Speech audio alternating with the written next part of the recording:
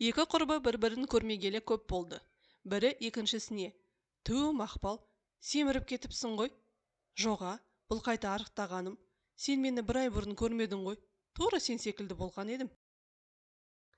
Жігіт дөңгелек үй тұрғызды. Қоныс тойын тойлап жатыр. Қонақтар келіп: «Неге үйің дөңгелек етіп салынған?» деп сұрап жатыр екен. Үйдің жобасын сызып жатқанымда енем келіп: «Балам, маған бір бұрыш табыла ма?» деп сұраған еді. Күйеуі жұмысқа барайын деп жатып, әйеліне: «Сен менің пиджагымды тазалап қойдың ба?» «Әрине тазаладым». «Ал шалбарымды ше?» «Иә, тазаладым». «Ал аяқ киімімді ше?» Ал әйелі: «Не, онда да қалта бар ма?» депті.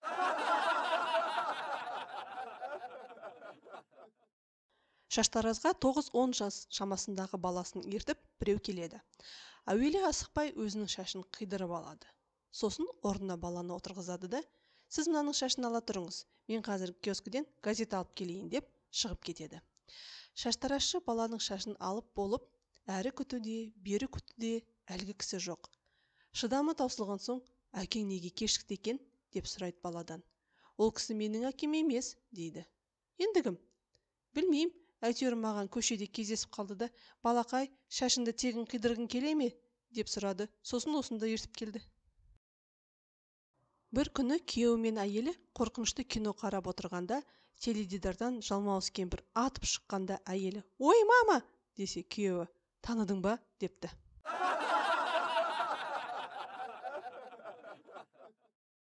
«Аяз ата, маған ойыншық көлік сыйлашы!» деп бала айқай салады.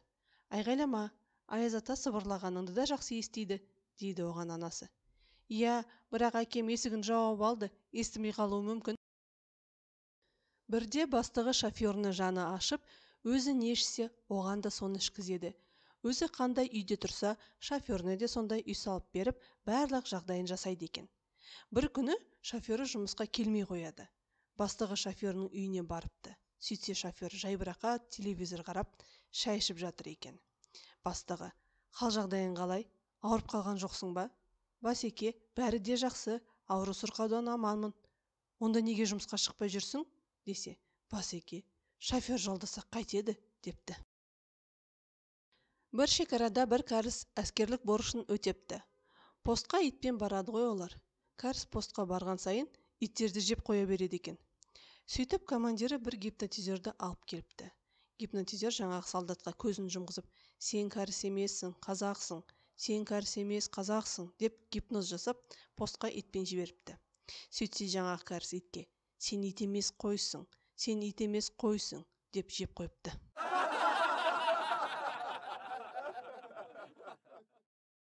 Астана халықаралық аэропортында ағылшын, француз, қазақ шекарадан кіргелі тұрады.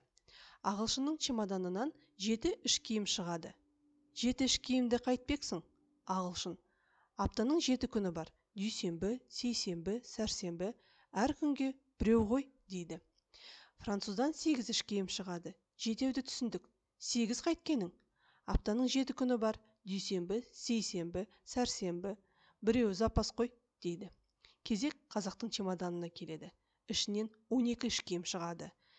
«Не бар болса қазақта бар. Міне таза жігіт» деп сұрақты қайталаған екен.